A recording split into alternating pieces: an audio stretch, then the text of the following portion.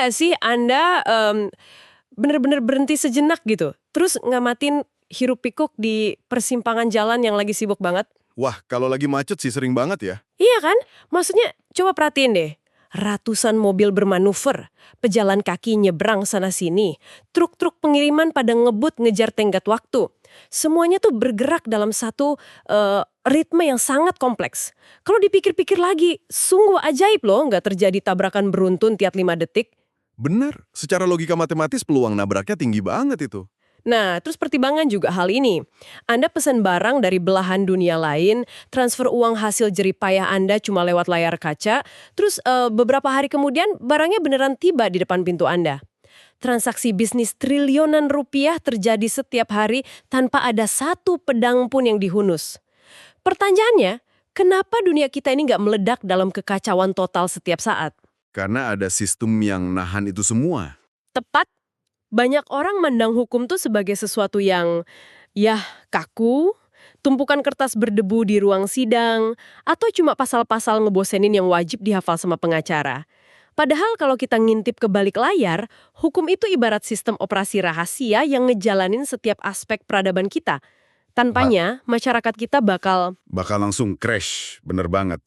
Kembali ke zaman batu dalam hitungan jam mungkin? 100%. Sistem operasi itu tuh cara pandang yang sangat relevan sih menurut saya. Kita kan jarang ya peduli sama baris kode algoritma di HP kita sampai aplikasinya tiba-tiba force close sendiri. Benar, pas rusak baru kerasa. Nah, sama halnya dengan hukum, mayoritas dari kita baru sadar ada jaring-jaring aturan ini pas muncul sebuah, katakanlah, bug di masyarakat. Yaitu ketika ada yang melanggar aturan dan sistemnya harus memperbaiki dirinya sendiri. Bagi siapapun yang pernah penasaran gimana arsitektur rahasia ini dibangun, eksplorasi mendalam kita kali ini bakal ngebuka wawasan banget. Setuju. Dan untuk eksplorasi kita hari ini, misi kita cukup spesifik. Kita mau ngambil semacam jalan pintas yang elegan. Bayangin aja Anda lagi duduk di barisan paling depan kelas pengantar ilmu hukum. Kita bakal nyari intisari dari fondasi-fondasi paling krusial ilmu ini, yang secara khusus kita bedah dari materi kuliah Universitas Islam Sumatera Utara, atau UISU, yang diampu oleh Bapak M. Faisal Rahendra Lubis. Jadi sumber kita benar-benar materi akademis dasar ya hari ini. Betul, tapi tenang, ini bukan soal hafalan pasal. Kita bakal membedah anatomi dari tatanan masyarakat itu sendiri. Jadi untuk Anda yang lagi dengerin, anggap aja ini kursus kilat buat ngeliat dunia pakai kacamata seorang ahli hukum. Karena ngebongkar konsep dasar tuh justru, seringkali nuntut pemikiran yang paling radikal. Kita nggak akan bahas soal denda tilang atau kasus pencurian kecil. Kita bakal nukik jauh ke bawah permukaan, mempertanyakan kenapa sih konsep kayak keadilan, kepastian, dan hak milik itu eksis dari awal. Dan langkah pertama yang logis tentu aja nanyain hal yang paling basic. Apa sih sebenarnya benda tak kasat mata yang kita panggil hukum ini? Nah, itu dia masalahnya. Waktu saya baca-baca literatur dasar ini, saya pikir saya bakal nemu satu definisi baku yang disepakati semua orang. Ternyata, para pakar hukum sendiri malah debat sengit soal ini berabad-abad. Ngasih definisi hukum itu kayaknya sama bikin frustrasinya dengan nyoba mendefinisikan, waktu atau cinta gitu. Ya, makin dicoba didefinisikan malah makin kabur ya. Persis, kita kerasa kehadirannya, kita sadar pas kita kehilangannya, tapi pas nyoba dibingkai dalam satu kalimat kaku, maknanya malah nyempit. Oke, mari kita bedah ini. Dari catatan materi Pak Lubis, ada pendapat Prof. Dr. Mojstar Kusuma Atmaja yang lumayan sering dipakai. Pendapat beliau memang salah satu yang paling komprehensif di Indonesia. Benar, beliau ngerumusin hukum sebagai keseluruhan asas dan kaidah yang ngatur kehidupan masyarakat. Tapi bagian yang paling bikin saya mikir dari definisinya itu bukan di kata aturannya, melainkan di embel-embel belakangnya. Hukum itu harus mencakup lembaga dan proses untuk wujudin aturan tersebut jadi kenyataan. Nah, penambahan lembaga dan proses ini yang merubah segalanya. Kalau cuma aturan doang, itu sih jatuhnya cuma norma kesopanan atau moral aja. Semacam saran kehidupan gitu ya? Iya betul. Misalnya kan ada aturan dilarang mencuri. Kalau nggak ada polisi yang nangkep pencurinya, nggak ada jaksa yang berani nuntut, dan nggak ada penjara fisik buat nahan mereka, ya dilarang mencuri itu cuma jadi, wejangan yang bagus saja. Prof. Mokhtar pada dasarnya bilang hukum itu seperangkat buku panduan yang udah sepaket sama mesin pemaksa di dunia nyata. Mesin pemaksa, wow. Dan elemen pemaksaan ini kayaknya yang jadi fokus utama ahli lain deh, si Utrecht. Pas saya baca, Utrecht ini punya pendekatan yang jauh lebih pragmatis. Utrecht emang terkenal lebih to the point. Beliau ngelihat hukum murni sebagai himpunan petunjuk hidup. Ada perintah, ada larangan, buat ngatur tata tertib. Titik berat beliau itu ada di ujung tombaknya. Maksudnya pas aturannya dilanggar. Tepat sekali. Kalau petunjuk hidup itu dilanggar, harus dan pasti akan nimbulin tindakan dari pemerintah. Nggak ada tawar-menawar. Jadi kalau Kusumaatmaja ngelihat hukum itu sebagai ekosistem gede sama institusinya, si Utrecht ini lebih fokus ke ketegasan hukumannya. Lu ngelanggar, negara turun tangan. Sangat mekanis ya. Tapi pas para ahli ini lagi sibuk nyari definisi paling presisi, ada satu nama, L.J. van Apeldoorn. Dia ini tiba-tiba kayak ngebalik meja. Wah, pandangan Van Apeldoorn ini emang cukup kontroversial awalnya. Kan? Dia berpendapat kalau ngasih definisi hukum yang baku itu hal yang mustahil. Maksud saya, tunggu. Ahli hukum kok nyerah bikin definisi bidangnya sendiri? Awalnya saya pikir dia cuma malas aja ngerumusin gitu. Yang menarik di sini adalah, pandangan Van Apeldoorn itu sebenarnya pengakuan paling jujur soal sifat dasar hukum. Dia bukannya nyerah, dia lagi ngasih peringatan ke kita semua. Peringatan gimana maksudnya? Gini deh, bayangin Anda nyoba ngasih definisi kendaraan di abad ke-18. Pasti Anda bakal nulis, kendaraan adalah kereta kayu yang ditarik sama kuda, ya kan? Masuk akal, soalnya cuma itu yang ada waktu itu. Nah, terus masuk abad ke-20, muncul mobil pakai mesin. Di abad ke-21, ada drone, ada mobil otonom yang bisa nyetir sendiri. Hukum tuh cara kerjanya persis kayak gitu. Dia berevolusi ngikutin denyut nadi masyarakat. Pas teknologinya berubah atau nilai moral suatu zaman geser, aturannya juga harus beradaptasi. Oh, saya mulai paham. Jadi kalau kita ngunci hukum dalam satu kalimat kaku hari ini, kalimat itu bakal basi dan jadi fosil 10 tahun lagi gitu ya. Van Apeldoorn tuh ngewarning kita biar nggak terlalu memuja teks tertulis, tapi lebih ke realitas sosial di baliknya. Betul sekali. Hukum itu entitas yang hidup. Kalau nebak bentuknya aja udah jadi paradoks. Mungkin kita bisa bedah hukum dari apa yang pengen dia capai aja kali ya. Apa sih sebenarnya misi utama dari sistem operasi ini? Nah, kalau ngomongin tujuan hukum, kita otomatis masuk ke arena pertempuran filosofis. Dan efeknya kerasa banget loh di pembuatan undang-undang kita hari ini.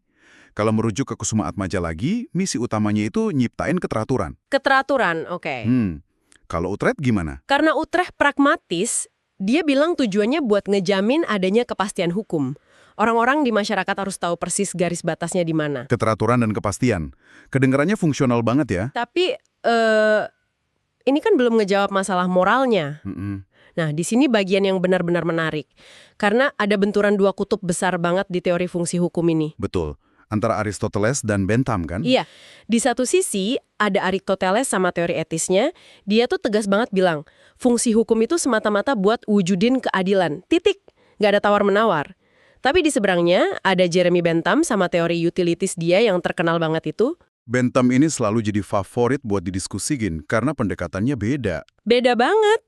Bentham bilang fungsi hukum itu buat ngejamin kebahagiaan sebesar-besarnya buat jumlah orang yang sebanyak-banyaknya. Utilitarianisme Bentham ini emang memikat banget, karena dia pakai semacam kalkulasi matematika buat nyelesain masalah sosial. Matematika kebahagiaan gitu ya? Iya, jadi kalau ada satu kebijakan yang bisa nguntungin 10 juta orang, ya walaupun itu bikin repot 1000 orang, kebijakan itu tetap dibenarin secara hukum dan moral menurut Bentham. Tapi tunggu dulu deh, saya butuh mikir bentar nih soal implikasi utilitas ini. Soalnya ini bisa jadi lereng yang licin banget.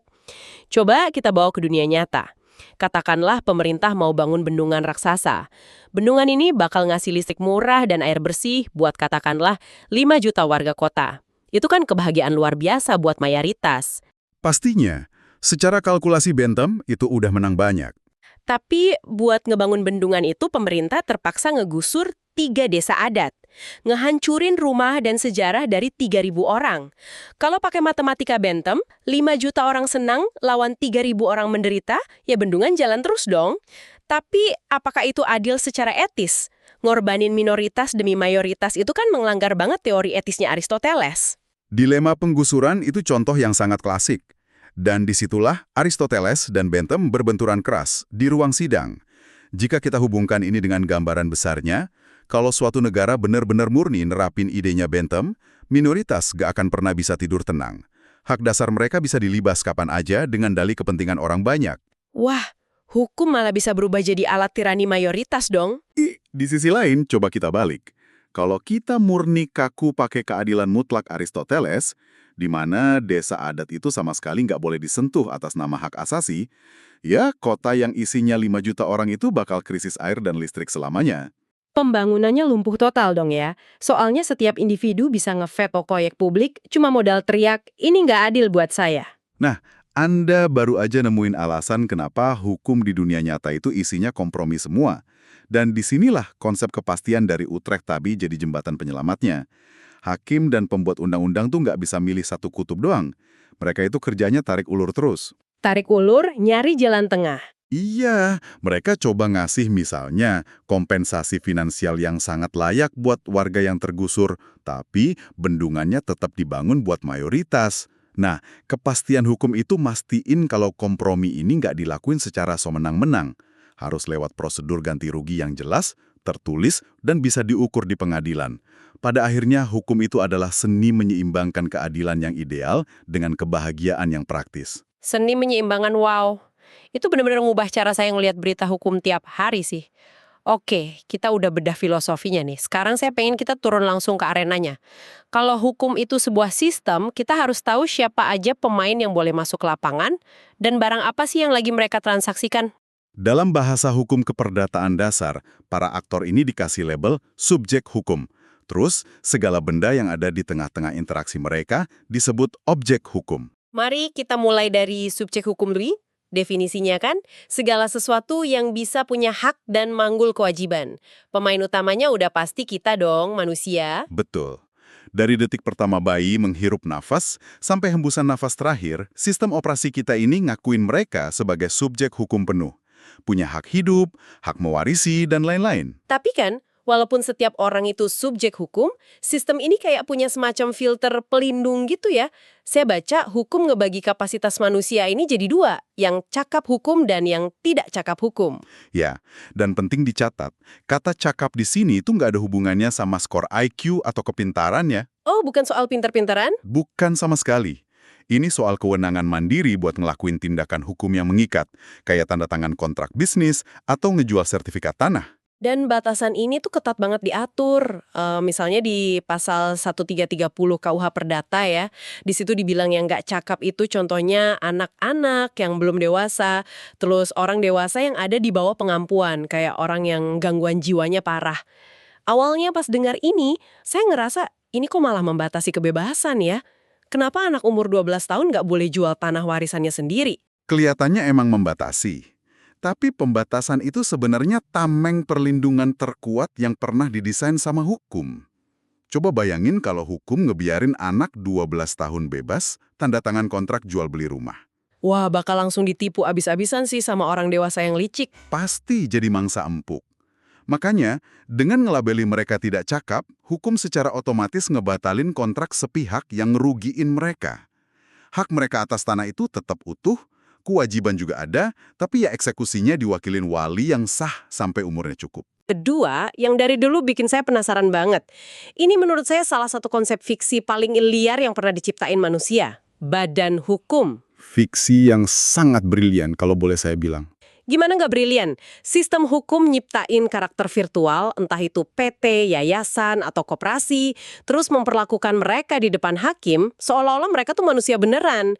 Mereka bisa punya aset, bisa berutang, bisa dituntut masuk pengadilan. Gimana ceritanya selembar akta notaris punya kasta yang sama kayak manusia bernapas? Karena tanpa konsep fiksi badan hukum itu, roda peradaban modern dan ekonomi kapitalis nggak bakal bisa muter.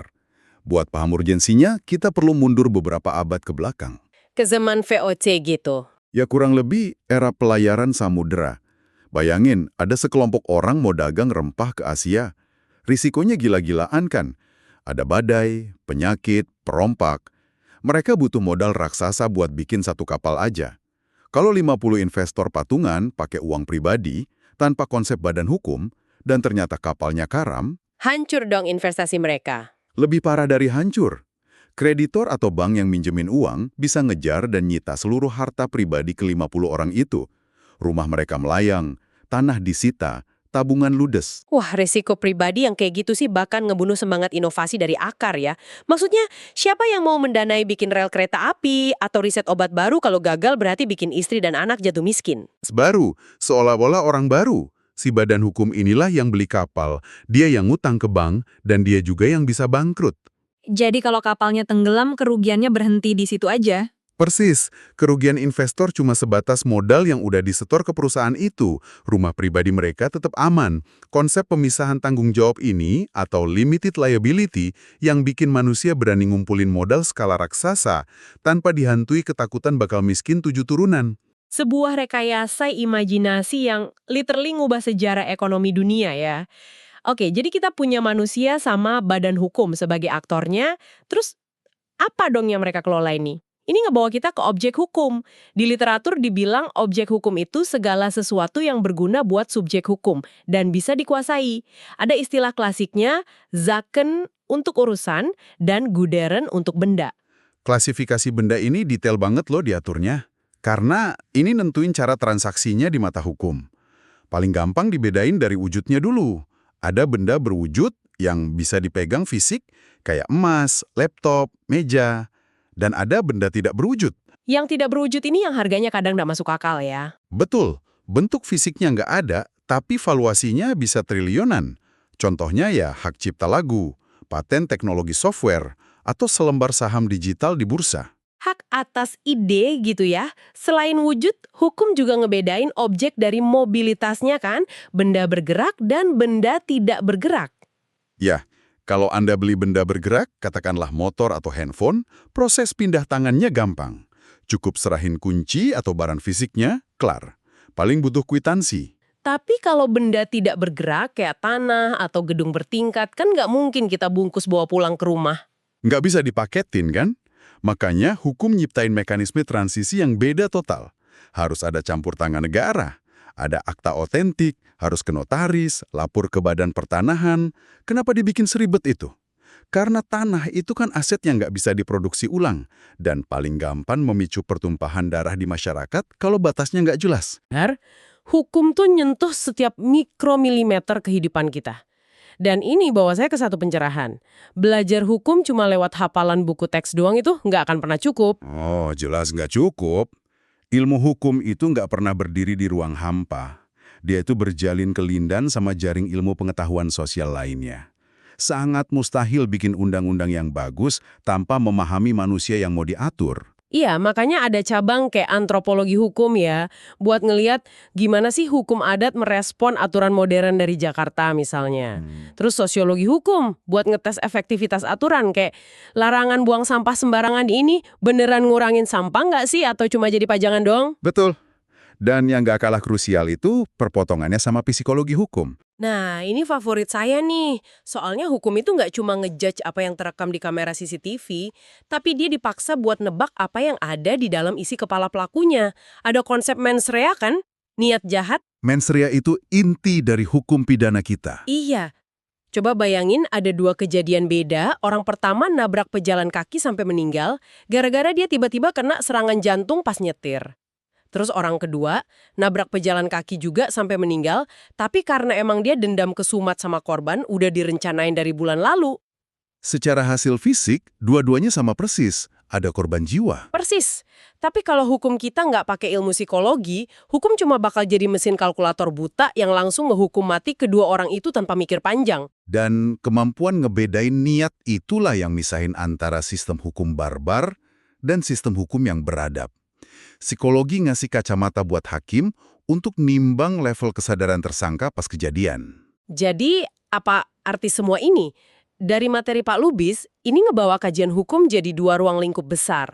Ada disiplin yang analitis, tugasnya murni bedah fenomena objektifnya, kayak neliti psikologi tadi, dan ada disiplin preskriptif. Ini yang nentuin arah moralnya.